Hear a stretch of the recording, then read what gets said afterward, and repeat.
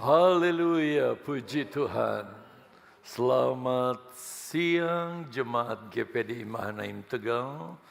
Berkat Tuhan kiranya atas saudara dan saya, artinya kita sekalian. Amin. Amin. Tuhan mendengar doa saudara dan pasti Tuhan akan menolong kita. Nah, pagi hari ini saya ingin melanjutkan bahasan kita yang kita sudah bahas pada minggu yang pertama di bulan September. Dan kita sekarang ada di minggu keempat. Ternyata September cukup panjang minggunya, sehingga minggu depan kita masih ada di bulan September di minggu kelima. Nah, apa yang Tuhan kehendaki sebagai lanjutan bahasan kita di 3 minggu yang lalu, dan inilah judulnya. Saudara bisa lihat judulnya di layar? Sudah rupanya ya. Tanggung jawab orang yang sudah diselamatkan. Sebenarnya banyak sekali tanggung jawab yang dicatat dalam firman Allah sebagai orang-orang percaya yang sudah menerima keselamatan dari Tuhan Yesus. Dan saya berharap khotbah ini selama saudara duduk mendengar khotbah, saudara bisa mengukur kira-kira apakah benar-benar keselamatan itu sudah dinyatakan di dalam diri kita atau belum, melalui bagaimana sikap kita dalam menghadapi tanggung jawab sebagai orang percaya kepada Yesus yang mendapat jaminan keselamatan. Mari kita buka Alkitab kita. Dan bagi saudara yang tidak membawa Alkitab, saya sudah siapkan ayatnya. 1 Yohanes pasal yang ketiga, ayat yang ke-16. Ayat yang mungkin tidak asing lagi karena ayat ini punya kaitan dengan Injil Yohanes 3, ayat yang ke-16. Barang siapa yang percaya kepada Yesus diselamatkan. Lalu di 1 Yohanes 3 ayat 16 bahwa ada tanggung jawab bagi orang-orang yang diselamatkan. Saya membacakan ayat ini, saudara menyimak dengan saksama. Demikian firman Allah berkata, demikianlah kita ketahui kasih Kristus, yaitu bahwa Kristus telah menyerahkan nyawanya untuk kita. Yesus telah menyerahkan nyawanya dengan mati di kayu salib untuk menebus kita. Sebab upah dosa adalah maut. Untuk kita luput dari maut, satu-satunya cara harus ada yang mau menerima, mengalami maut untuk menggantikan kita. Dan Yesus sudah melakukan itu di atas kayu salib. Sekarang kita lihat ayat bagian B. Kalau kita sudah menerima keselamatan, sebab Yesus sudah menyerahkan nyawanya bagi kita, jadi, nah ini kewajiban kita. Kita pun wajib menyerahkan nyawa kita untuk saudara-saudara kita. Kalau Yesus menyerahkan nyawanya untuk keselamatan kita, maka kewajiban kita menyerahkan nyawa kita untuk saudara-saudara kita.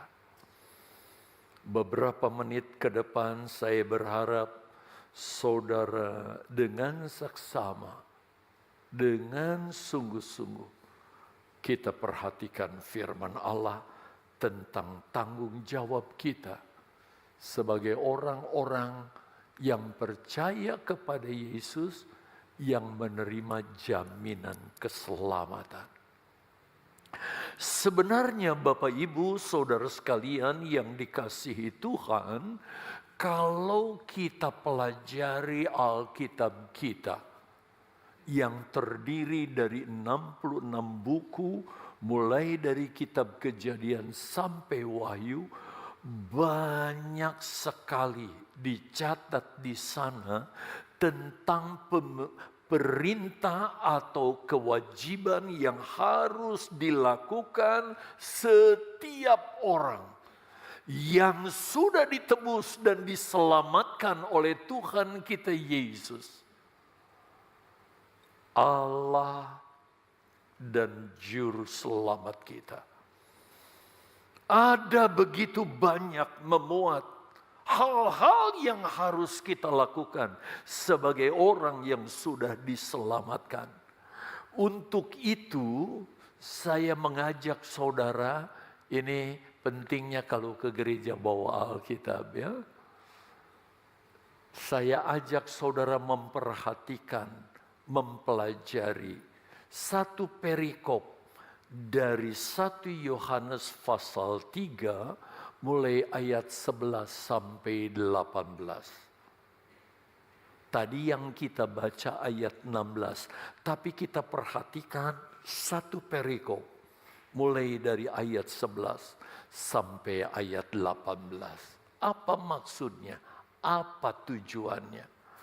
Saudara perhatikan, dari perikop ini, yaitu mulai dari ayat yang ke-11 sampai 18, ada dua hal yang wajib kita lakukan sebagai pengikut Kristus.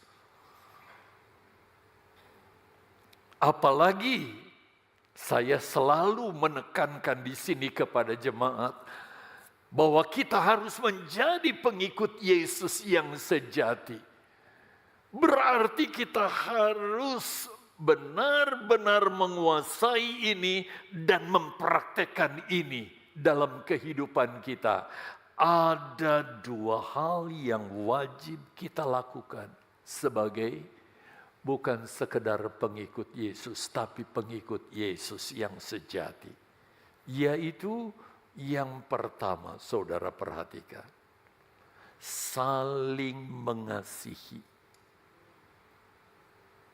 Yang dimaksud saling mengasihi di sini adalah antar orang-orang percaya, mulai dari orang-orang yang ada di keluarga kita, sampai kepada keluarga ilahi, keluarga Tuhan, saudara-saudara yang satu hati, satu kasih, satu tujuan dalam jemaat Mahanaim. Tetapi juga sama di sini menyangkut orang-orang yang belum percaya kepada Yesus. Ini tanggung jawab kita, ini kewajiban yang harus kita lakukan yang pertama. Dan yang kedua adalah menyerahkan nyawa kita untuk saudara-saudara kita. Seperti ayatnya sudah kita baca di ayat 16 dan bahasannya sampai ayat 18. Ini tanggung jawab kita. Ini kewajiban kita. Dan apa kata firman Allah, kalau kita cuma sekedar jadi orang Kristen, datang ke gereja, tapi nggak praktekkan ini. Kita ini apa di hadapan Tuhan? Yuk kita mulai dengan yang pertama, saling mengasihi. Saudara, tadi di ibadah pagi saya janjikan 2 poin ini akan dibahas. Ternyata ketika dibahas Baru satu poin, berarti saya harus selesaikan itu di kesempatan lain. Kita perhatikan ayatnya, 1 Yohanes pasal yang ketiga, ayat yang ke-11. Untuk ayat ini, karena ini menjadi tanggung jawab kita, kita harus baca bersama. Jangan cuma saya. Mungkin saudara juga duduk, entah buka Alkitab di tangan saudara atau lihat di caption. Saudara baca, tetapi saudara tidak membacakan secara terbuka sebagai pernyataan kita di hadapan Tuhan. Karena ini tanggung jawab kita. Siap baca? Siap baca? Amin. Walaupun belum semua. 2, 3. Sebab inilah berita yang telah kamu dengar dari mulanya, yaitu bahwa kita harus ingat baik-baik. Ini terucap dari mulut kita, bahwa kita harus, tidak bisa tidak. Kata harus itu sebuah keniscayaan yang gak boleh ditolak, diabaikan, dilupakan. Tapi harus dilakukan. Bapak, Ibu, Saudara yang dikasihi Tuhan, mengapa kita harus saling mengasihi satu dengan yang lain selama kita hidup di dunia ini? Kenapa ini harus kita lakukan? Perhatikan. Karena dari awal Allah menjadikan manusia adalah untuk saling mengasihi. Ketika Allah menciptakan manusia, sejak penciptaan pertama yaitu Adam dan Hawa, Allah mengharapkan yang namanya manusia itu adalah untuk saling mengasihi. Oh, udah tampil semuanya. Di dalam Injil, di dalam 1 Yohanes pasal 3, tadi kita baru baca ayat 11, coba bergeser ke ayat 12, tapi bagian B dulu, bagian A dulu. Dikatakan di ayat yang ke-12, jadi kita runut ini. Mulai dari ayat 11 ke ayat 12 bagian A. Dikatakan bahwa kita bukanlah seperti Kain yang berasal dari si jahat yang membunuh adiknya. Saya jelaskan, adiknya bernama siapa? Habel. Kita orang-orang yang percaya kepada Yesus, kita bukanlah keturunan Kain. Yang asalnya dari siapa? Si jahat. Siapa yang dimaksud si jahat di sini? Tidak lain adalah iblis. Yang ketika lihat adiknya, doanya diterima Yesus, diterima Tuhan. Di mana persembahannya, asapnya naik membumbung tinggi sampai ke langit. Dan ketika lihat adiknya ini, doanya dijawab Tuhan, dia sudah punya keyakinan ke depan, dia pasti sukses, dia berhasil, dia diberkati, dia dipakai Tuhan luar biasa. Maka dia cari kesempatan, lalu berpura-pura sebagai kakak yang baik. Dia bawa adiknya, dan di situ adiknya dipersekusi sampai mati. Saudara dan saya bukan keturunan Kain. Kita adalah orang-orang, nanti ayatnya kita ke sana, yang mengalami kelahiran kedua, kelahiran kembali. Karena kita percaya kepada Yesus, berarti kita berasal dari Yesus. Dan tidak boleh sedikit pun mengekspresikan seperti apa yang diekspresikan oleh Kain di dalam kehidupan kita. Baik mulai dari hari ke hari sampai nanti saatnya Yesus akan datang kedua kali. Allah tidak pernah merancang dan menjadikan manusia secara umum untuk lakukan kejahatan. Pada awal Allah menciptakan manusia. Allah tidak merancangkan manusia untuk nanti melakukan teror, permusuhan, bom bunuh diri, kerusuhan, dan sebagainya. Seperti pada umumnya kita lihat dilakukan oleh masyarakat secara umum.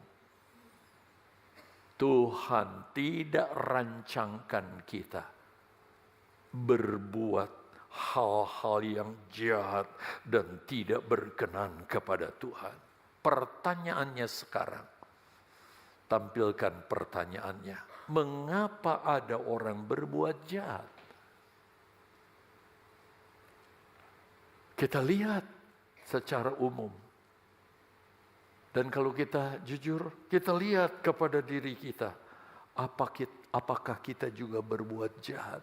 Kenapa? Kita geser pembacaan kita dari ayat 12 bagian A ke 12 bagian B. Ini jawabannya. Dan apakah sebabnya ia membunuhnya? Kenapa Kain membunuhnya? Inilah alasannya. Sebab segala perbuatannya jahat dan perbuatan adiknya benar.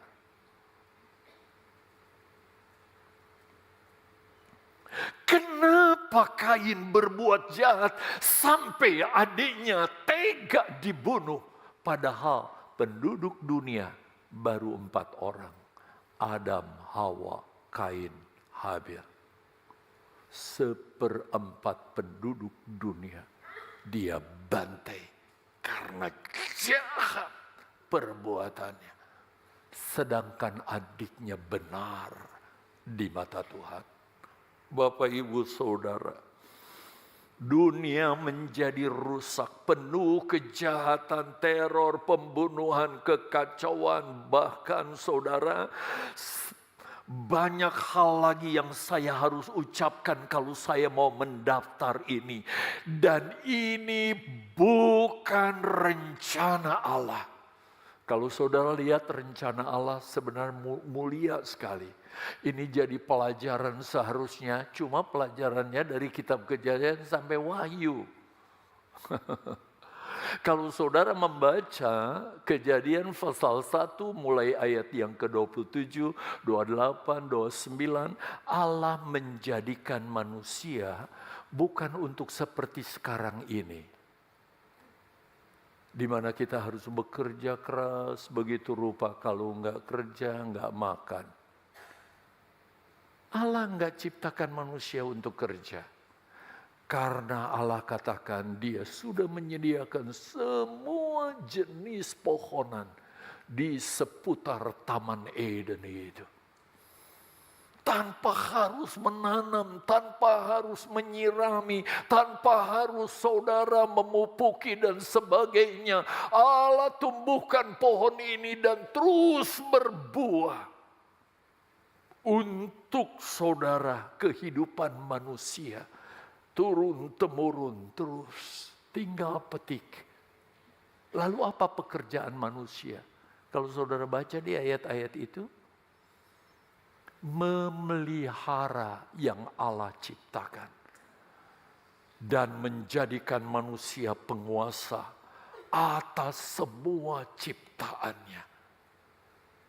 Jadi, posisi manusia diciptakan untuk menjadi Lord, Yang dalam bahasa Indonesia diterjemahkan Tuhan. Dalam bahasa Indonesia diterjemahkan Tuan, Master. Mengelola begitu rupa untuk semakin lestari. Saudara, seharusnya dunia enggak kayak keadaan kita lihat sekarang ini. Diprediksi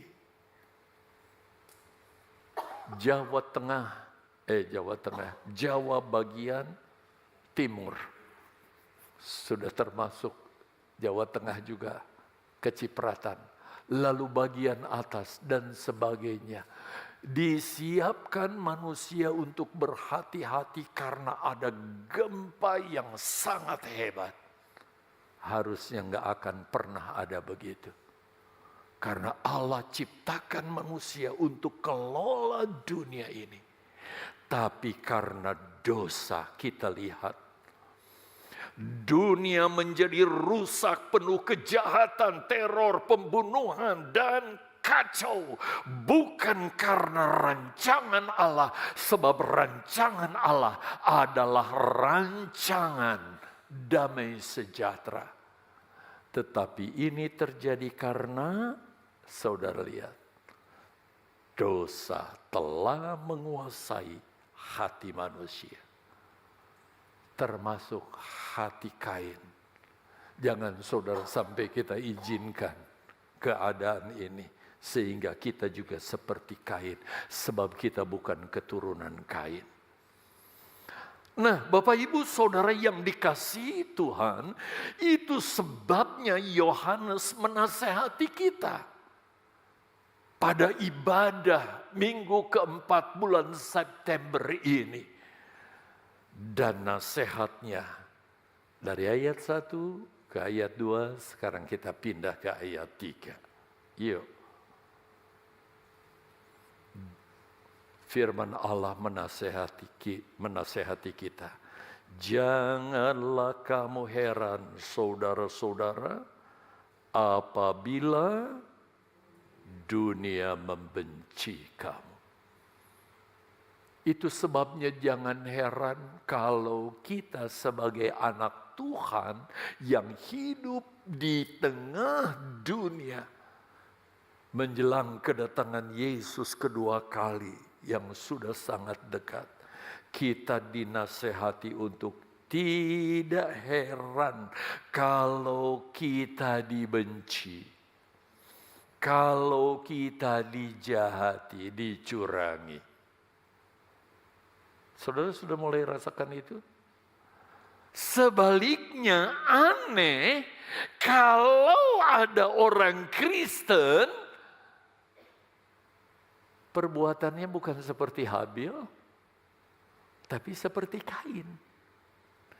Dia membenci saudaranya seperti Kain membenci Habil adiknya. Bukan nanti baru pulang saudara periksa diri, tapi sekarang. Sementara kita berhadapan dengan Tuhan dan firman Tuhan disampaikan bagi kita. Coba kita pindah ke ayat 14 dari ayat 13. 1 Yohanes pasal yang ketiga, ayat yang ke-14. Dikatakan, kita tahu bahwa kita sudah berpindah dari dalam maut ke dalam hidup, yaitu karena kita mengasihi saudara kita. Barang siapa tidak mengasihi, semua harus jawab. Barang siapa tidak mengasihi,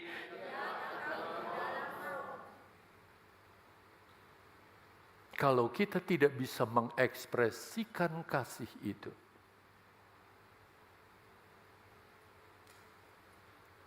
jangan saudara berkata, saya sudah jadi penghuni sorgawi, sebab saya sudah dipindahkan dari maut kepada hidup. Stop. Bukan Yosminandari yang nyuruh stop, tapi firman Allah yang mengatakan. Yang harus terekspresi dari kita adalah kita mengasihi saudara. Sebab kita sudah pindah dari maut kepada hidup. Tetapi kalau kasih itu tidak terekspresi dalam diri kita, yang kelihatan justru jengkel, benci, marah, dendam, dan sebagainya. Ayat ini mengatakan, kita masih tetap di dalam maut. Walaupun tiap minggu kita ke gereja. Jadi Kristen itu saudara, bukan emblem yang kita terahkan di dalam diri kita. Saya Kristen, tandanya ada salib. Kalau sembahyang pakai salib. Tetapi Kristen adalah ekspresi, bukti bahwa aku tidak lagi hidup seperti masa laluku yang jahat. Tapi aku adalah pengikut Yesus yang mengekspresikan kasih Kristus di dalam hidup. Jadi yang disebut orang Kristen adalah orang yang sudah pindah. Bukan karena kekuatan kegagahan kita, tapi Tuhan yang memindahkan kita dari maut, yaitu neraka, kepada hidup, yaitu keselamatan. Dan itu sudah terekspresi di dalam diri kita lewat perilaku kita, perbuatan kita. Yang orang dapat lihat dan dapat rasakan karena ini keluar dari hidup kita, terekspresi dalam hidup kita. Saudara, ini harus benar-benar kita ekspresikan, mulai dari skop yang paling kecil, yaitu rumah tangga kita. Saudara bersaudara, adik, kakak, orang tua kepada anak-anak orang tua, suami kepada istri. Bukan justru sebaliknya yang kita lakukan. Untuk menjadi bukti, mari kita lihat. Orang yang sudah pindah dari maut, yaitu neraka, kepada hidup, yaitu keselamatan. Ia mengasihi saudara-saudaranya atau sesamanya. Seperti apa ekspresinya? Nanti kita akan lihat. Sebaliknya, lihat sebaliknya. Kalau ada orang yang mengaku Kristen, tapi masih membenci saudaranya, sesamanya. Memusuhi, memperlakukan dengan perbuatan yang tidak adil. Berarti, coba lihat. Apa? Orang tersebut masih berada dalam maut. Saya berharap jangan sampai ada satu jiwa berstatus anggota jemaat GPDI Mahanaim Tegal, tetapi masih seperti titik yang kedua ini. Pengakuannya saudara, dia orang Kristen, jemaat Mahanaim. Minggu pertama, minggu ketiga, angkat tangan. Aku terima tubuhmu, aku terima karyamu. Tapi kelakuannya, hati-hati saudara.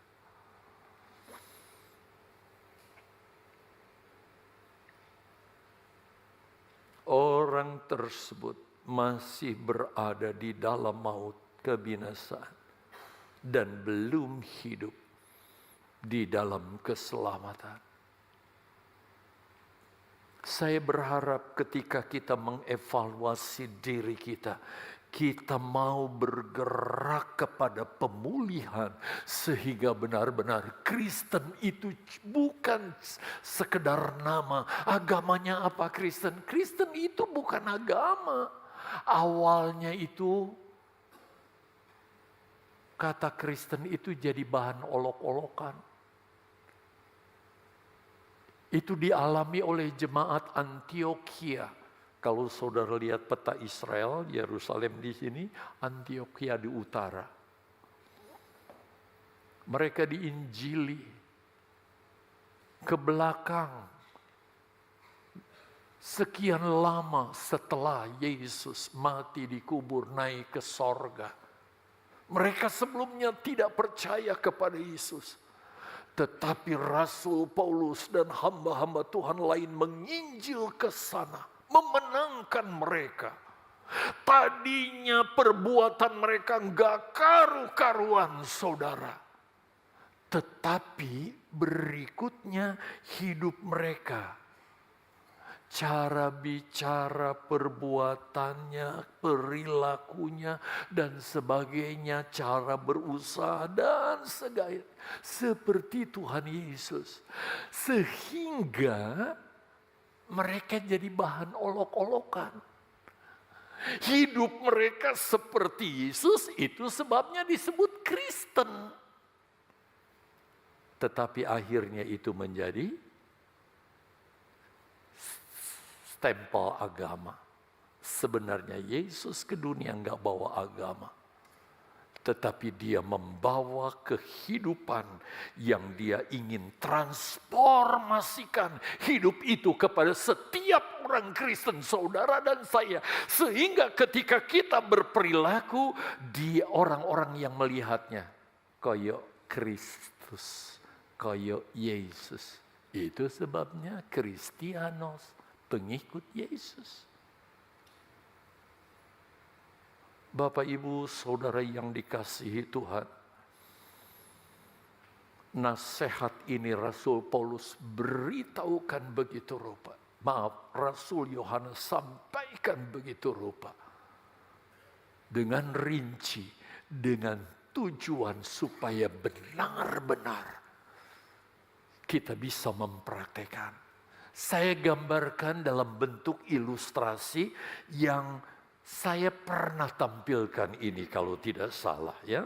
Tapi saudara lihat saja, saya harap gambar ini dan satu lagi yang nanti saya akan tampilkan, saudara tidak menjadi bosan melihatnya. Coba kita lihat. Dulu posisi kita adalah di sini. Posisi di sini, menurut kitab Kejadian pasal 1 adalah serupa dengan Allah. Serupa. Jadi ketika manusia diciptakan, walaupun bahannya cuma tanah liat dan sebagainya, tetapi setelah Allah tiup nafas hidup dan manusia hidup, maka ekspresi kehidupan manusia dan perbuatan atau perilakunya segambar, serupa dengan Yesus. Saya pernah istilahkan pakai istilah bahasa Inggris apa? A little lower than God.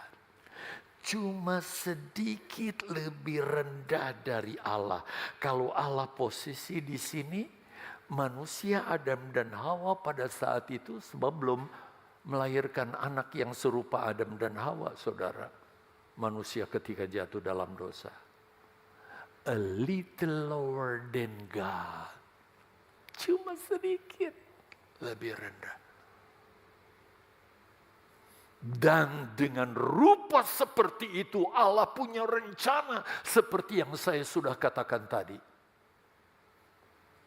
Menghasilkan keturunan memenuhi bumi yang serupa dengan Adam dan Hawa sebelum jatuh dalam dosa.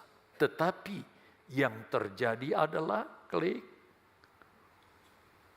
Wow, menyedihkan. Berkembang biak, tak tak tak tak tak tak tak tak tak tak. Klik satu kali dong sudah tok tok tok tok ini.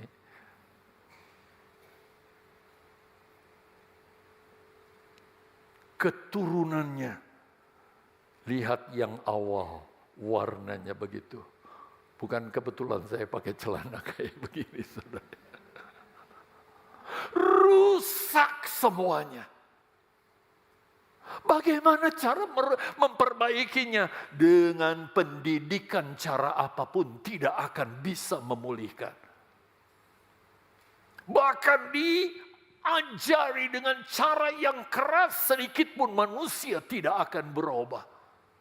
Satu-satunya Allah harus menjadi manusia dan dalam keadaan manusia mengorbankan dirinya untuk memindahkan manusia dari maut kepada kehidupan.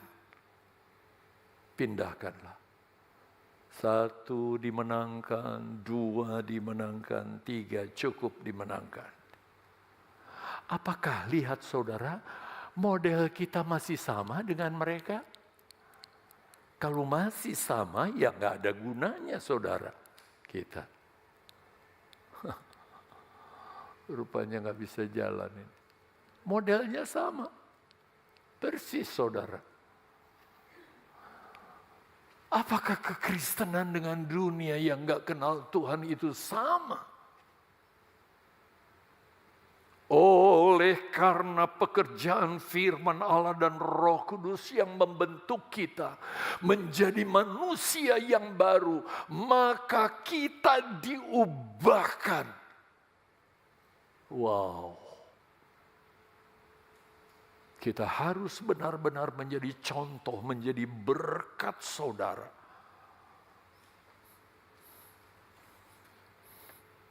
Bukan seperti gaya Kain, saudara. Hidup dengan adiknya. Demikian orang Kristen hidup di tengah dunia. Bukan begitu. Kita benar-benar harus mencitrakan Kristus. Walaupun kita hanya sedikit di bawah Yesus. Tetapi itu satu hal yang luar biasa. Kita bisa membawa mereka kepada Kristus. Bapak, Ibu, Saudara yang dikasihi oleh Tuhan. Itu sebabnya tanggung jawab para pengikut Yesus adalah bukti bahwa kita tidak sama dengan mereka. Yaitu dalam hal kasih. Dalam segala hal yang baik dan serupa dengan Allah itu kita ekspresikan dalam kehidupan kita kepada mereka. Ini tanggung jawab kita. Kalau sampai Yesus datang kita nggak berubah, kita akan menjadi gereja yang tertinggal, saudara. Sangat mengerikan sekali.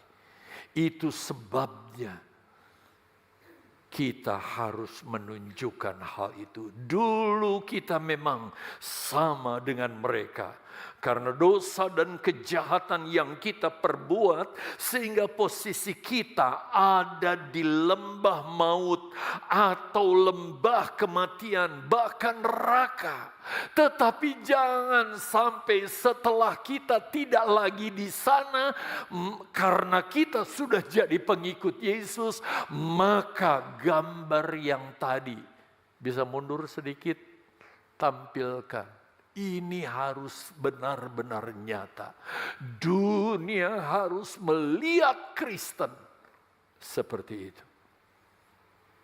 Berbeda. Kasih Kristus itu nyata, terlihat dalam kehidupan kita. Oleh korban Yesus di kayu salib, kita telah disucikan. Itu sebabnya kenapa? Kita terus diingatkan dengan perjamuan Tuhan. Karena ini yang mengubahkan kita. Saya berharap minggu ke depan kalau kita perjamuan Tuhan. Saudara ketika makan minum perjamuan Tuhan. Saudara ingat khotbah ini, hal ini. Bahwa kita harus menunjukkan kepada dunia. Bahwa kita adalah pengikut Kristus. Karena kita sudah ada di dalam Dia. Bahkan Dia sudah pindahkan kita dari maut kepada hidup. Itu sebabnya saya ingin, walaupun ayat ini ayat yang populer, ingin membaca ayat ini terlebih dahulu bersama saudara. Untuk saudara menyadari bahwa seharusnya kita hidup seperti ayat ini. Yuk kita baca bersama. Bacanya nggak usahlah keburu-buru ya saudara, kalem saja, pelan-pelan. 2, 3.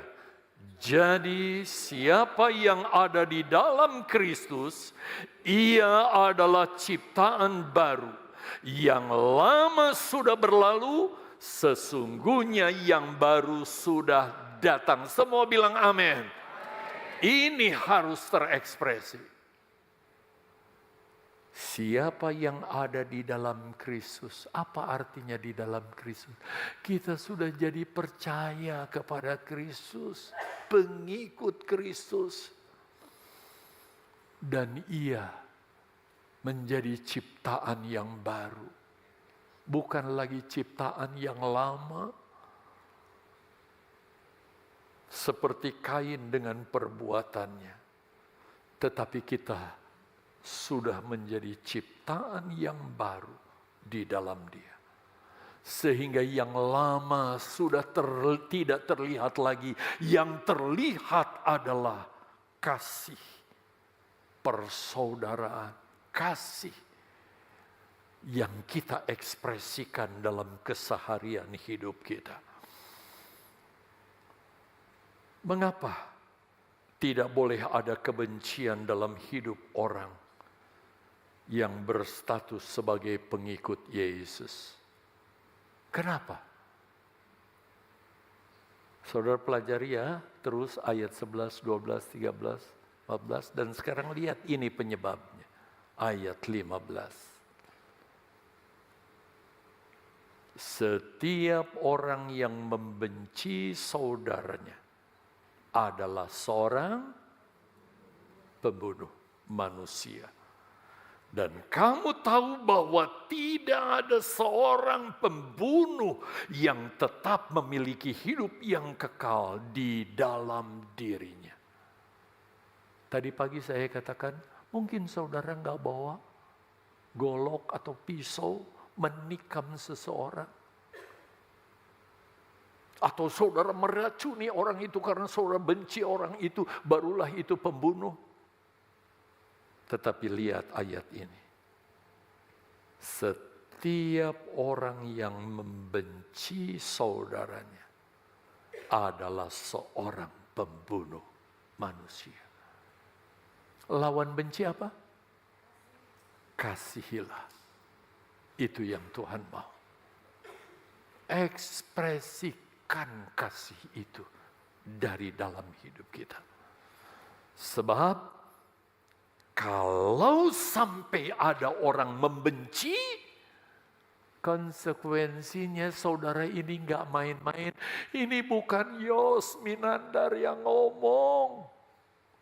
Ini Rasul Yohanes yang menulis ayat ini karena inspirasi Roh Kudus dalam dirinya. Kamu tahu bahwa tidak ada seorang pembunuh yang tetap memiliki hidup yang kekal di dalamnya. Hidup yang kekal dalam sukacita di sorga. Tetapi tidak ada seorang pembunuh yang tetap memiliki hidup kekal di dalam dirinya, tapi hidup kekalnya di api neraka. Bapak, Ibu, Saudara yang dikasihi Tuhan, ini harus benar-benar kita camkan dalam diri kita. Gak menutup kemungkinan dalam rumah tangga, suami istri bisa salah paham, bisa terjadi konflik. Tapi kita, anak-anak Tuhan, bukan dipanggil untuk terus membenci. Apalagi sampai cari yang lain. Tapi mengasihi istri kita. Anak-anak dapat melihat rumah tangga papa mamanya yang memberkati dirinya. Karena kasih itu terekspresi. Tidak ada berkat dan sukacita dalam diri seorang tua sebagai papa mama ketika melihat anaknya hidup sesuai dengan kebenaran firman Allah. Itu sebabnya saya berharap melalui khotbah kita pada siang hari ini, kita benar-benar dikuatkan, diteguhkan dalam pengiringan kita. Orang yang benar-benar saudara, hidup seperti Yesus yang sudah mengorbankan dirinya di atas kayu salib. Saudara lihat titik yang kedua ini. Orang itu akan berusaha mematikan dan tidak lagi melakukan perbuatan-perbuatan yang tidak sesuai dengan firman Tuhan. Seperti yang tertulis di dalam Kolose pasal 3 ayat 5 sampai dengan ayat yang ke-10. Saya singkatkan aja ya. Dan saya berharap saudara jangan bosan lihat gambar ini. Sebab gambar ini kalau ditayangkan tapi kita nggak praktekkan, nol saudara. Caranya bertumbuh dalam iman dan menjadi serupa dengan Yesus. Kalau saya mengekspresikan dalam bentuk Kolose mungkin agak susah. Jadi saya ekspresikan dalam bentuk 2 Petrus 1 ayat 5 sampai 8. Yang bawa Alkitab saudara boleh buka, tapi saya nggak bisa tayangkan di sini. Saya bisa wujudkan di sini. Apa katanya? Setiap orang yang beriman kepada Yesus, bukan iman ke sembarang kepercayaan, no, kepada Yesus, maka dia nggak boleh cukup sebagai orang yang beriman tok saja. Jadi ajaran yang mengajarkan yang penting cukup beriman pada Yesus, nggak ke gereja juga nggak apa-apa. Itu sesat ajarannya. Ada banyak gereja seperti itu sekarang. Ada aliran seperti itu. Tetapi apa yang Petrus ajarkan? Kita harus menambahkan kepada iman kebajikan. Kalau saudara praktekkan kebajikan, nggak ada orang yang merasa dibenci oleh saudara. Tapi yang saudara taburkan kepada mereka kebajikan atau kebaikan. Nggak cukup sampai kebajikan. Itu sebabnya kita harus terus banyak mengerti firman Allah dengan cara pengetahuan. Pengetahuan di sini bukan pengetahuan umum. Itu saudara bisa dilihat di YouTube, di TV, saudara belajar di sekolah, beli buku bisa dapat. Tapi ini diajarkan, diterangkan oleh staf yang begitu handal dalam menyampaikan firman Allah kepada jemaat Mahanaim. Jangan sia-siakan ini. Setelah saudara jadi mengerti, mari kita praktekkan firman Allah dengan menguasai diri. Teman saudara bikin sakit hati, saudara ngejek, saudara dengan kebencian. Saudara praktekkan kebajikan kepada dia. Ada berkat lebih, bro. Nih bisa pakai. Aku bikin jahat sama orang ini, tapi dia kok bikin kebajikan, kebaikan. Dia berkati aku. Betul-betul Kristus terpancar dari dalam diri kita.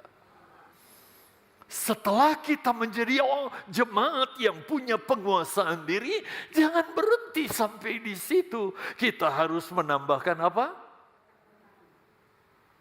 Tidur. Ketekunan. Ya. Tekun, jangan cuma 1-2 kali itu dilakukan sepanjang hidup kita. Kita mempraktekkan kekristenan itu dalam diri kita. Lalu kita juga menambahkan di atas ketekunan ini kan ketekunan, yaitu kesalehan, di mana jadi anak Tuhan yang betul-betul mengikuti jejak Kristus secara presisi. Lakukan firman Allah, bukan sekedar, tapi kita hidup di atas kebenaran firman Allah. Berikutnya ini di akhir zaman menuju gereja sempurna, kita harus tambahkan kasih filia, kasih persaudaraan. Saudara nggak mungkin bisa melakukan kasih seperti Yesus, yaitu yang mengasihi musuhnya, kalau kita tidak mulai dengan kasih filia, kasih persaudaraan. Itu sebabnya saya katakan mulailah dari rumah. Adik, kakak, saudara bersaudara, suami, istri, kita dengan famili kita, tunjukkan, ekspresikan kasih. Lalu kita praktekkan ke keluarga yang lebih besar, GPDI Mahanaim. Tadi jemaat ada beberapa di tempat yang kosong ya, tapi ibadah kedua hampir semua penuh. Kita ekspresikan itu.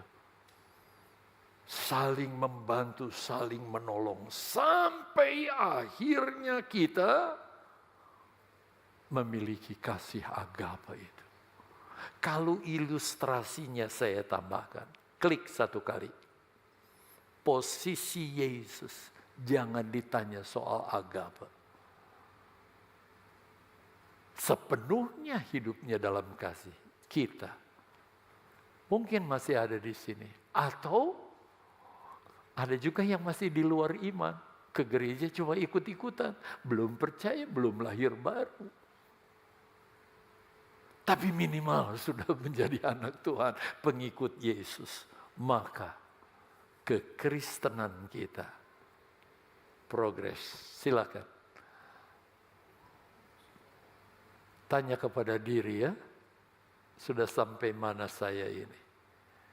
Mas, sudah mampu menguasai diri? Kalau sudah punya kemampuan, yuk kita lakukan dengan ketekunan semua nilai-nilai kebenaran. Jadi orang yang benar-benar saleh, berdiri, berjalan sesuai tapak kaki, tidak meleset. Cinta, persaudaraan, sampai kita jadi serupa dengan Dia. Gereja yang sempurna. Bapak Ibu melihat jam, tidak bijaksana kalau saya terus dengan poin yang kedua. Tampilkan saja poin yang kedua yang harus kita lakukan. Biarlah ini kita sampaikan ya di khotbah berikutnya. Di mana kita harus menyerahkan nyawa kita kepada saudara-saudara kita. Inilah yang Yesus lakukan buat kita di kayu salib. Tetapi Yesus tidak mau hanya Dia saja yang melakukan, tapi kita juga melakukan. Saudara, aku gak mau datang kalau khotbah ini. Bagaimana saya harus menyerahkan nyawa? Jangan takut saudara. Saudara akan tercengang ketika saudara mempelajari hal ini. Kita mengerti apa yang dimaksud kita menyerahkan nyawa kita bagi Dia. Tuhan memberkati saudara. Kita langsung saja dengan doa. Saya mengajak saudara menyanyikan nyanyian yang saya rasa diberkati ketika saya bersama menyanyikan nyanyian ini. Ada tempat yang mulia di mana anugerahnya diberikan kepada kita kalau kita benar-benar hidup serupa dengan Yesus.